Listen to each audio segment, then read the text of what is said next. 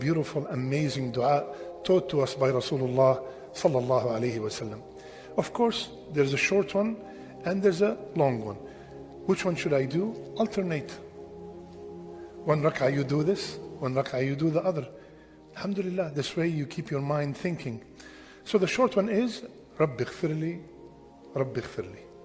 Very simple. Ya Allah forgive me, Ya Allah forgive me. Today we're going to concentrate on the long one because not too many people know it. And I want you to memorize it. It's so beautiful. If this dua is mustajab, if Allah answered this dua, my dunya and my akhirah are set. 7. Remember, it's 7. So you know that you missed one.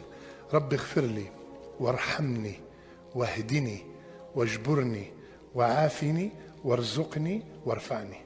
7. There's another narration, 5, but this one is the long one.